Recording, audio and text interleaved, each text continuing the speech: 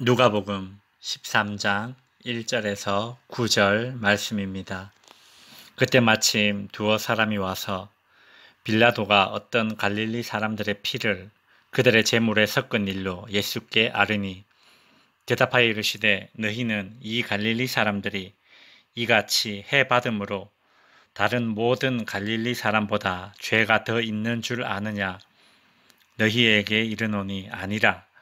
너희도 만일 회개하지 아니하면 다 이와 같이 망하리라. 또 실로암에서 망대가 무너져 치어 죽은 18사람이 예루살렘에 거한 다른 모든 사람보다 죄가 더 있는 줄 아느냐? 너희에게 이르노니 아니라. 너희도 만일 회개하지 아니하면 다 이같이 망하리라.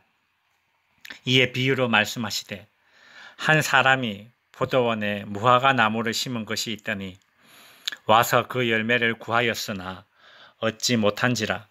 포도원 지기에게 이르되 내가 3년을 와서 이 무화과 나무에서 열매를 구하되 얻지 못하니 찍어버리라. 어찌 땅만 버리게 하겠느냐. 대답하여 이르되 주인이여 금년에도 그대로 두소서. 내가 두루 파고 거름을 줄이니 이후에 만일 열매가 열면 좋거니와 그렇지 않으면 찍어 버리소서 하였다 하시니라. 예수님께서 무리에게 종말에 지녀야 할 바른 태도로 시대를 분간하고 하나님과 화해하기를 힘쓰라, 즉 회개하라고 가르치셨습니다. 예수님께서 심판과 회개에 대해서 말씀하시자 사람들이 찾아와 13장 1절 그때에 마침 두어 사람이 와서 빌라도가 어떤 갈릴리 사람들의 피를 그들의 제물에 섞은 일로 예수께 질문을 합니다. 이 당시에 로마 총독 빌라도는 로마에 저항하는 사람들을 폭력적으로 처리했습니다. 그러던 중에 갈릴리 사람 몇 명이 폭동을 주도한다는 이유로 성전에서 제물을 드리는 중에 로마 군인에 의해 현장에서 살해당한 사건이 있었습니다. 이 사건은 유대인들에게 큰 충격을 주었습니다. 왜냐하면 성전에서 제물을 드리던 중에 죽었기 때문입니다. 예수님은 2절에서 너희는 이 갈릴리 사람들이 이같이 해받음으로 다른 모든 갈릴리 사람보다 죄가 더 있는 줄 아느냐고 묻습니다. 아마도 유대인들은 성전에서 죽은 이 사람들이 숨은 죄가 많아서 그리 비참하게 죽게 되었다고 정죄했던 것입니다.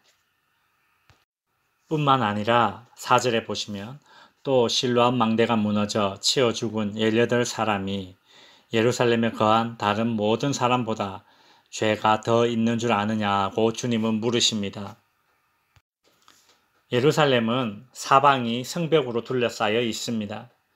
실로암 연못 근처에 성벽이 있었고 그 성벽과 또 다른 성벽이 만나는 이 모서리 지점에 망대가 세워지고 있었습니다.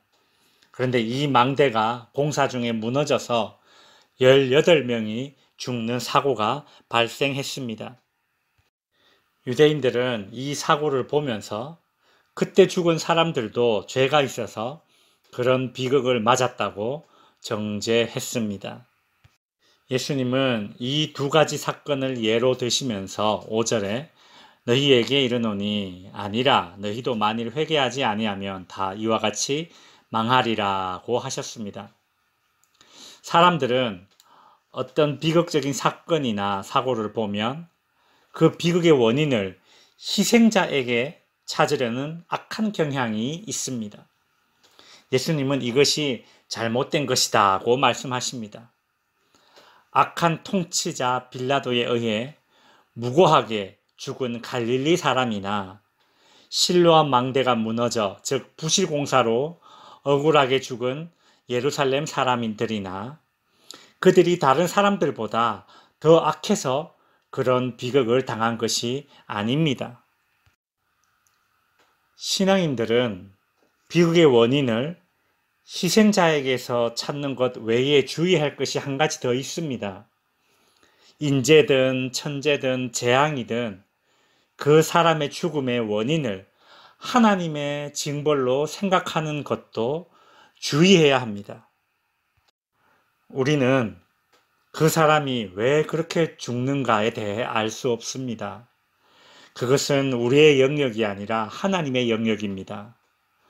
여러분, 우리는 우리 자신이 언제, 어떻게, 왜 죽는지를 모릅니다. 내가 나의 죽음조차도 언제일지, 어떻게 죽을지, 왜 죽게 될지를 모르면서 어찌 다른 사람의 죽음에 대해 왈가왈부할 수 있단 말입니까?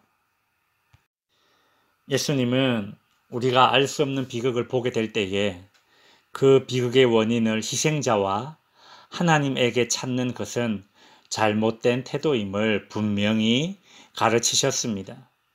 그렇다면 우리가 인간사에 발생하는 이런 비극들을 볼 때에 어떤 태도를 취해야 합니까?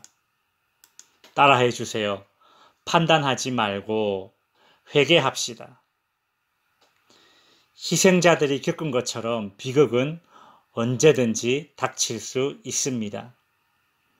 가장 큰 비극은 회개하지 않은 죄 때문에 심판받는 것이 가장 큰 비극이 될 것입니다. 그러니 우리는 비극을 보면서 왈가왈부의 기회로 삼지 말고 회개의 기회로 삼고 회개해야 합니다. 이것이 바른 반응입니다. 성도 여러분, 만일 여러분이 주변에서 일어나는 비극을 많이 목격하셨다면 그건 하나님이 그만큼 나에게 회개의 기회를 더 많이 주신 것입니다. 하나님은 나로 하여금 비극을 많이 목격하게 하셔서 회개할 기회를 많이 주셨는데도 불구하고 내가 회개하지 않았다면 내가 회개할 기회가 많았던 만큼 심판도 더 엄하게 받게 될 것이라는 것을 우리는 기억해야 할 것입니다. 6절에서 9절까지 나오는 예수님의 비유가 바로 이 원리를 말씀하신 것입니다. 어떤 사람이 포도원에 무화과 나무를 심었습니다. 안타깝게도 그 주인은 무화과 나무에서 기대했던 열매를 얻지 못했습니다. 주인은 포도원 지기에게 3년 동안이나 무화과 나무의 열매를 얻지 못했으니 이제 찍어버리라고 합니다. 그때 포도원 지기는 8절에서 주인이여 금년에도 그대로 두소서 내가 두로 파고 거름을 줄이니 9절 이후에 만일 열매가 열면 좋거니와 그렇지 않으면 찍어버리소서라며 중재를 하지요. 여기서 3년은 예수님의 공생의 사역 기간입니다. 예수님의 말씀을 듣고 일으키신 그런 기적을 보면서도 회개하지 않은 그 시간들입니다. 이 3년이라는 시간은 회개하기에 충분한 시간입니다.